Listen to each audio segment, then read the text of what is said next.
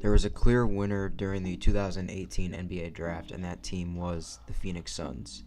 I'm a fan of this team, and I've always liked this team.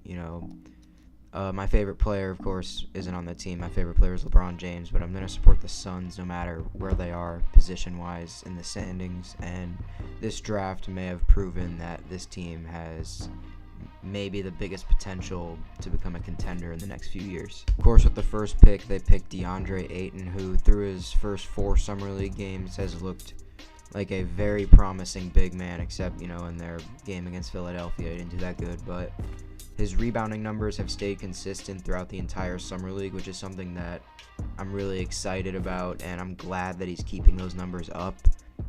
He's basically only been scoring off of alley-oops, though, but with Devin Booker on the court with him for the regular season, there will be a lot more spacing on the court for DeAndre to work in the post, and I feel like he will be able to get some mid-range shots with Devin Booker on the court with him, and the opportunities for him to basically bully in the paint are going to be endless with the floor spacing that the Suns will have. DeAndre even showed that in his game against Marvin Bagley, which was his best game of the Summer League, which is something I'm really excited about because, number 1, number 2 pick playing against each other. I had to watch that game.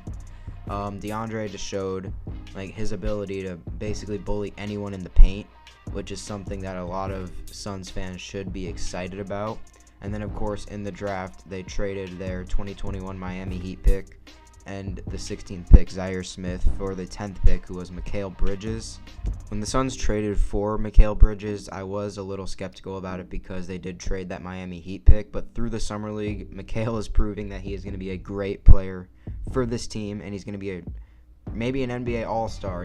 He's a perfect 3-and-D player, and he's been balling out. His shot is looking great throughout the Summer League so far. Mikal is someone that I feel will be a perfect fit next to Devin Booker and DeAndre Ayton. Whether he's going to start or come off the bench, we don't know that yet, but also in the draft, they did get Elliot Kobo with the 31st pick, he's looked pretty solid through the first few Summer League games. Definitely a good backup point guard for this team. And then George King, who they are signing to a 2-way contract, so he will be playing in the G League. But, you never know. He may develop into something. But Akobo, I feel like, was a great pick with 31 to address that point guard position because we didn't know if they were re-signing Elfrid Payton or not when going into free agency. I thought they were gonna, but he signed with New Orleans. And the team is also letting Alex Len go, which means that DeAndre, of course, will be the starter. And this team, I feel like they're going to run a starting lineup of Brandon Knight at the 1, Devin Booker at the 2, Mikal Bridges at the 3, Josh Jackson at the 4, and DeAndre Ayton at the 5. A very young starting lineup, and Brandon Knight, he's obviously older than everyone in that starting lineup, but we'll have to see how he comes back from the ACL tear. Everyone with the team is saying that he's coming back great. He basically did 6 practice sessions in 4 days with the Summer League team, and they were saying how good he looked. That was what Ryan McDonough said on the broadcast for the Summer League game against the 76ers. Mikal starting, though, that means TJ Warren is going to be coming off the bench, or they will trade him. I feel like he could be a valuable asset to trade for a point guard. You never know. If they did trade for someone like a Kemba Walker, they could get him to re-sign, or sign an extension, because he is on a 1-year deal right now with the Hornets. TJ, he was a great player for the team last year. I really loved his scoring, and I feel like if he will accept a 6-man role, they'll be very nice off the bench. And then with Dragon Bender, Elliot Kobo off the bench also, they're going to have a great bench unit, and I feel like the potential for this team is going to be sky high. As someone who's very high on DeAndre Ayton and Mikal Bridges and Devin Booker playing together, I obviously do not see this team making the playoffs in their first year playing together. I will see them winning at least 35 games this season. I feel like that's a really good mark for this team, and they can push for the 8 seed. You never know, they might be in the playoff race, but I don't think they'll make it. I feel like Denver and LA are going to take 2 playoff spots this season. But I definitely feel like Phoenix and Dallas are going to be 2 of the young teams that you're going to want to look out for in the West this season. You never know, they could be a 10 seed, a 9 seed. We'll just have to wait and see how this season plays out. The Suns, of course, hired a new head coach, Igor Kokoshkov, who is definitely an upgrade over Earl Watson and Jay Triano. He's been in the NBA as an assistant for 18 years. He coached Luka Doncic. and he has a great basketball mind. I'm really excited for how he's going to coach this team, and I can't wait for the regular season start. And the best part about this young Phoenix Suns team is the potential that they have, because Devin Booker can become like an MVP caliber type player, top 5 player in the league if he develops correctly. DeAndre Ayton could be a Joel Embiid type player if he can, of course, work on defense. Mikal Bridges is like a Trevor Ariza, 3-and-D player. TJ Warren is going to bring the scoring off the bench. Dragon Bender is a good stretch 4 or 5. Josh Jackson, he could be like a Kawhi Leonard Jr. if he develops correctly. I'm not expecting him to be as good as Kawhi Leonard, but anything like that would be really nice for this team. And I do feel like the Suns will need to either sign a point guard in 2019 or trade for a point guard before this season starts, because we do not know how Brandon Knight will play from his injury. If this team does develop correctly and they are well coached, I can definitely see this team being a title contender in the next few years. The 2019 free agent market is going to be huge for the Phoenix Suns if they do clear up cap space, because I believe Jared Dudley and Tyson Chandler's contracts will be off the books. That's about $22 million.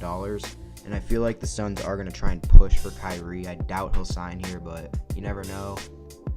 Or they could try and trade for Kemba Walker now and get him to sign an extension, or Kemba Walker could sign here next season.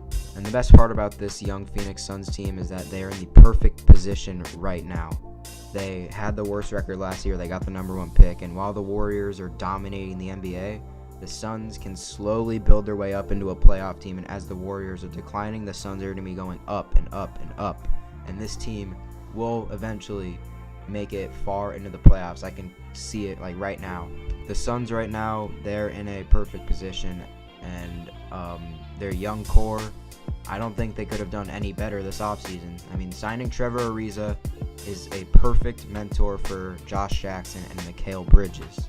Devin Booker is going to take the next step in his game. I predict him averaging about 27, 5, and 5. So his scoring numbers will go up. I want to see his efficiency go up and him get less turnovers, and see if he'll have more of a ball handler type role, because when he did play point guard last season, at some points he was averaging about 7 to 8 assists a game. And at 6'6", Devin Booker playing the point guard mainly, or having that ball handler role like LeBron has, him and DeAndre Ayton will be very scary next season on the court. And this team's bench, I mean, it's not like a great bench, but they definitely have some young pieces that are going to be turn into a great bench lineup. They're going to have Tyson Chandler off the bench this season as the center, and he's going to be mentoring DeAndre Ayton on defense, I'm assuming, which will be great for this team. I think the rest of the bench will be Elie Okobo, Davon Reed, TJ Warren, and Dragon Bender.